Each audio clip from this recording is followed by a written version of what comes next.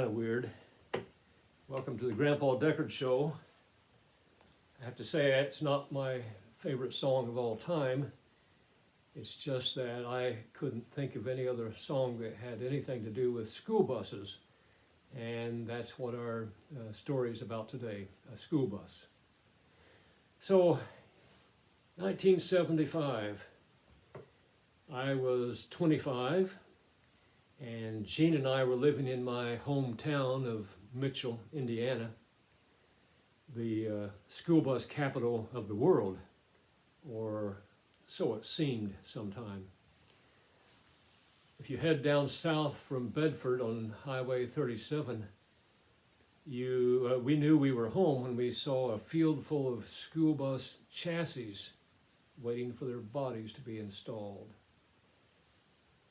And Carpenter Body Works was the name of the company that did that. They were located in Mitchell, and they completed the buses and sent them off to their new owners. I was doing carpentry and handyman work, self-employed, but never enough work to keep the cupboards full. I had contacted our local school bus delivery man, asking him to call me if he needed any help delivering buses. So early one afternoon, I was working on my station wagon, and I was reaching in the back trying to retrieve something and stretching and straining with my right arm to snag that thing and pull it out. And I felt and heard a popping sound along with severe pain in my right arm and shoulder.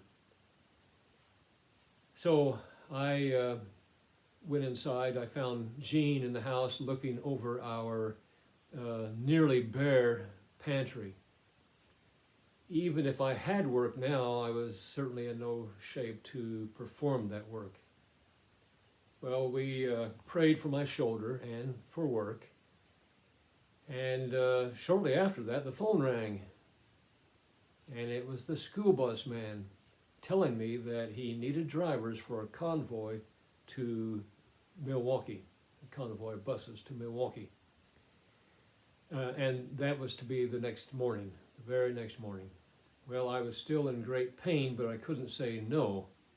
We were desperate for money. I said yes, telling him nothing about my arm. I could only lift it up about halfway, about like so, and that was it. So I wondered how could I ever shift gears in one of these old standard transmission buses, and they're not the easiest thing to do, to shift. So most buses at that time were standard transmission and standard steering as well. Well, the thing is, it was going to happen, and it was going to happen by faith in God and through God's grace. He'd already given us favor with this man to call me in our time of desperate need. There were about 7 of us gathered the next morning. I was the first one to arrive, and the boss greeted me and said, now get this, he says, "Come with me. I've got the best of the buses for you." He opened the door of my bus and gestured toward the driver's seat. Automatic transmission, power steering. He knew nothing about my shoulder. Already God's grace and help had become very evident. Soon the others were arriving, and the one familiar with our destination took over. "Okay, guys, stay behind me," he said. "When we hit Chicago, we're going to be off to the races, so keep up with me." Well, he wasn't kidding. He was a lunatic driver, and he increased his speed by about 20 miles per hour when we hit Chicago. We just had to hang on for dear life. We couldn't lose sight of him. This was before GPS and cell phones, and he was the only one who knew how to get there. So we had to stay with him. The extra stress and strain was testing my shoulder to its limit. If I'd been a lot younger, I probably would have cried all the way to Milwaukee. But they didn't hire any 5-year-olds for this convoy. Well, we got there. Each of us were paid $50 and enough money to fly home. I called Jean from a phone booth. You've seen them in movies probably. Called her from a phone booth, and we decided that she would meet me in Anderson, her home, and that is her hometown. She lived with me in Mitchell. And we would stay the night with her parents and go home the next day. And to save airplane money, I took a bus to Anderson, and we stayed the night with her parents, and then we were going to go home the next day. So I was still in great pain as we pulled into her parents' driveway.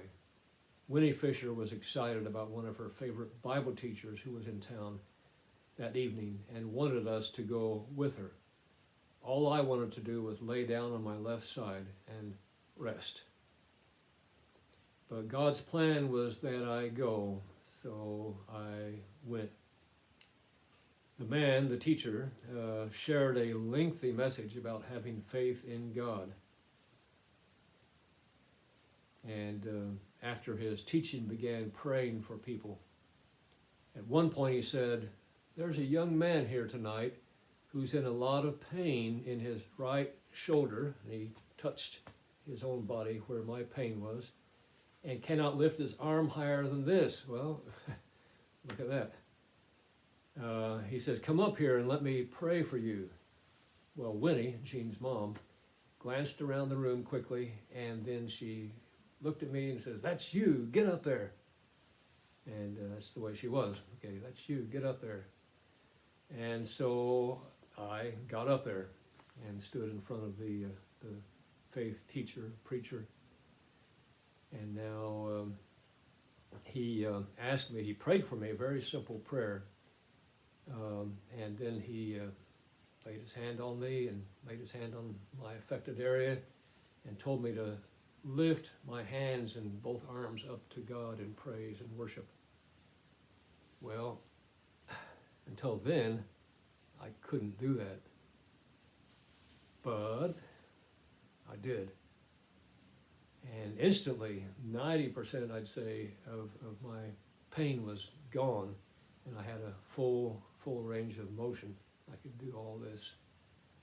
And now, by the way, I could drive a straight stick school bus with standard steering. And that would come in very handy for my next convoy, and this time to Buffalo, New York. But that's all I got for you right now, and I appreciate your stopping by and listening to my story.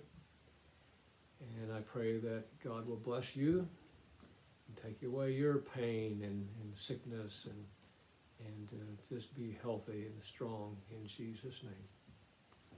God bless you.